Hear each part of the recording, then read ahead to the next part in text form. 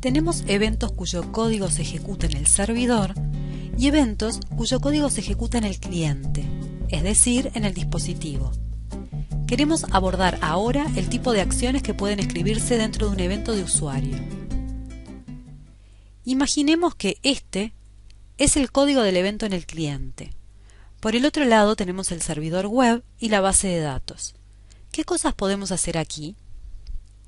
Llamar a servicios REST del servidor, como data providers o procedimientos, que busquen en la base de datos y nos devuelvan la información que cargaremos en una variable. Necesariamente deben estar expuestos como servicios REST.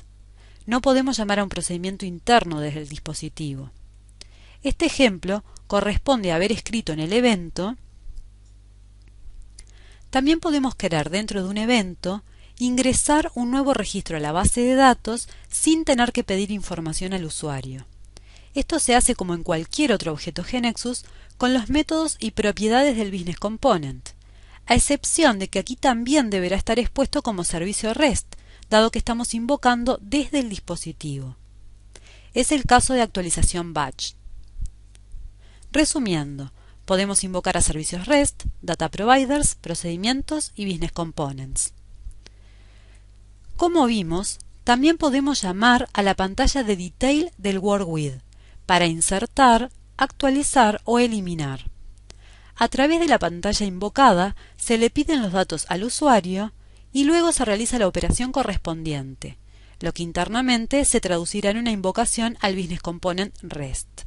Por tanto, estamos invocando al detail de un WorkWith que utilizará internamente el Business Component REST cuyos datos son pedidos al usuario a través de esa pantalla edit. También podríamos simplemente querer llamar al list o al detail en modo view, así como a objetos panels for smart devices, que son pantallas un poco más libres que la de los WorkWith vistos. O utilizar alguna de las funcionalidades provistas por las APIs, como desplegar un mensaje en la pantalla, pedir confirmación al usuario para continuar, volver al llamador, refrescar la pantalla, agregar un contacto a la libreta de direcciones, etc. Observemos que de estos ejemplos, salvo el refresh, todas las demás acciones se resuelven sin ir al servidor a ejecutar nada. También se puede invocar a un web panel, es decir, a un panel de la aplicación web, que despliega y permite ingresar datos, pero para ese tipo de aplicaciones, como el panel for Smart Devices lo hará para aplicaciones para Smart Devices. Por ejemplo, aquí estamos invocando al web panel de nombre AskDate. Este se abrirá en el navegador del dispositivo, al que se le oculta el marco para que luzca más parecido al resto de la aplicación. ¿Qué otra forma tendríamos de ejecutar un objeto web que a través de un navegador web? Hasta aquí vimos todas las invocaciones posibles. A servicios REST, data providers, procedimientos y business components, a pantallas de detail del WorkWith en modo edit para hacer insert, update o delete interactivamente, a pantallas del WorkWith para visualizar información, tanto list como detail en modo view, a paneles para Smart Devices, que estudiaremos en otro video, a cualquiera de las APIs para Smart Devices provistas por GNexus a través de sus métodos, y a Web Panels. Este es el único caso de objeto del servidor que no es invocado como servicio REST. La razón es simple, en verdad es un navegador el que se está ejecutando de manera transparente.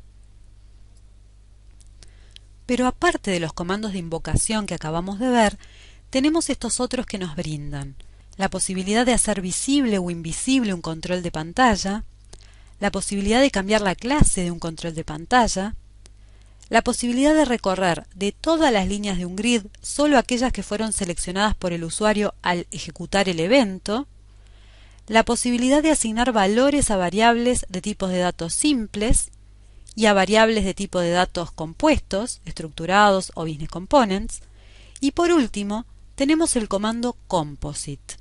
¿Para qué lo necesitamos? En las aplicaciones web GNexus, cuando dentro de un evento que se viene ejecutando, un objeto llamado produce un error, no se interrumpe la ejecución, sigue en la sentencia siguiente, y es el desarrollador quien, dentro del propio código del evento, debe encargarse de manejar los errores y programar las acciones a tomar.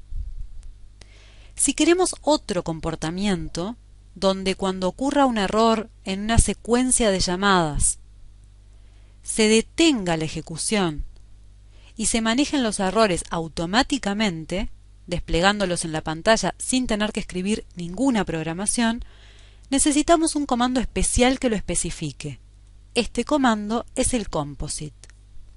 Está implementado solo en Smart Devices y es obligatorio en estos, toda vez que se realice más de una invocación dentro del mismo evento. En este ejemplo vemos una sucesión de comandos, algunos de los cuales son invocaciones. Si falla la primera invocación, por ejemplo por clave duplicada, entonces se despliega el mensaje de error como vemos y se detiene la ejecución. No se ejecuta la invocación siguiente al procedimiento, ni nada de lo que sigue. Si no es el caso, entonces esta invocación sí se realiza. Si en el procedimiento especificamos como parámetro de salida una variable del tipo de datos LSDT predefinido messages, que recordemos es lo que devuelve automáticamente un business component cuando ejecutamos su método getMessages, y la cargamos dentro del procedimiento con los mensajes de error o advertencias que nos convengan, a la vuelta de la ejecución del procedimiento, esta variable es inspeccionada automáticamente y en caso de error se detiene la ejecución y se despliegan los mensajes en pantalla. En caso contrario, se ejecuta la siguiente invocación y así sucesivamente. Acabamos de estudiar los eventos cuyo código se ejecuta en el dispositivo. Ahora le toca el turno a los eventos que se ejecutan en el servidor. Son los eventos del sistema Start, Refresh y Load. Para introducirlos, pensemos el siguiente ejemplo. Queremos mostrar en el list de propiedades inmobiliarias un checkbox que esté marcado para las propiedades que han sido muy visitadas y una imagen que indicara que la propiedad fue ingresada recientemente al sistema. Para ello, en el list del word with de property hemos agregado una variable booleana. Y en el layout la hemos insertado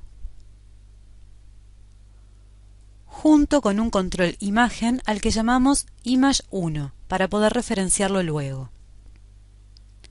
Hemos creado un procedimiento que recibe como parámetro el identificador de propiedad y devuelve un valor booleano, que es el resultado de evaluar si la cantidad de visitas que tiene agendada esa propiedad es mayor que 2.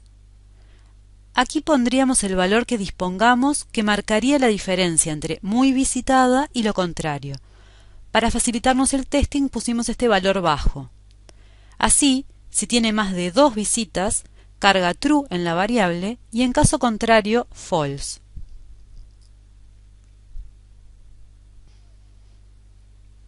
Con esto, todo lo que nos resta es programar que al momento de consultarse la tabla de propiedades inmobiliarias para recuperar cada línea que va a cargarse en el grid, además se cargue el valor de la variable con el resultado del procedimiento y también se marque si la imagen que indica que la propiedad es nueva debe mostrarse o no. Pero, ¿dónde colocaríamos este código? En el evento del sistema load, que es el que consulta la base de datos recuperando los registros a cargar como líneas del grid. Aquí podemos ver todos los eventos hasta ahora definidos para el list. Entre ellos, vemos los 3 eventos del sistema mencionados.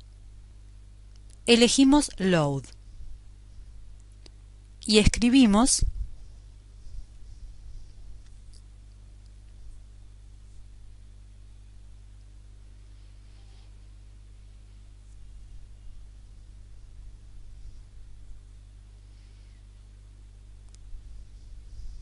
Hacemos F5.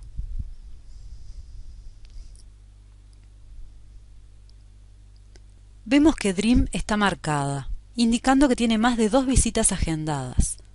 Si vamos a verlas,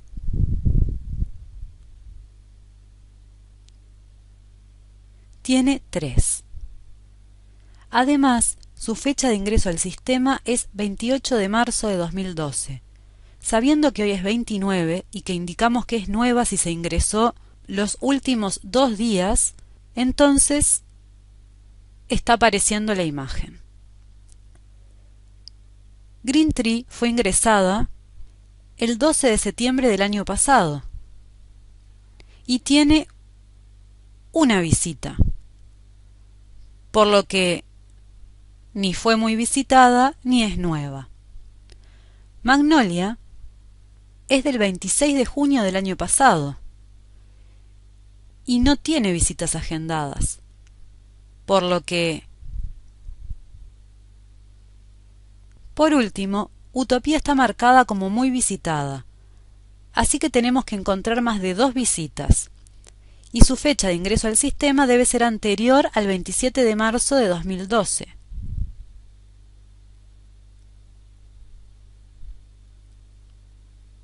Lo que, como vemos, se está cumpliendo. En definitiva, al tener un grid con atributos en una pantalla, estamos implícitamente diciendo que se debe acceder a la tabla de la base de datos correspondiente a esos atributos y eventualmente a su extendida, y de todos los registros que cumplan las condiciones, devolver al dispositivo una colección con los valores pedidos. Quien hace este trabajo de recuperar los datos y enviarlos al dispositivo no es ni más ni menos que un Data Provider REST, implícitamente creado y generado por GeneXus de manera transparente para nosotros. Este Data Provider, por cada registro de la tabla recuperado para ser incluido en la colección de vuelta, ejecuta el código del evento load. De esta manera es que carga para cada propiedad inmobiliaria los valores true o false tanto de la variable MostVisited como de la propiedad visible del control imagen. Este código se ejecuta, por tanto, en el servidor, por lo que podemos utilizar los comandos que usamos habitualmente en aplicaciones web. Por ejemplo, observemos que aquí estamos invocando un procedimiento, isMostVisited, que es interno.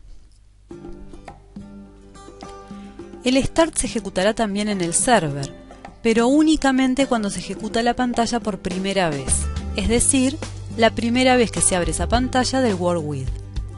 El refresh, en cambio, se ejecutará cada vez que deba refrescarse la pantalla. Inmediatamente después del refresh, se ejecutará el load, la carga del grid.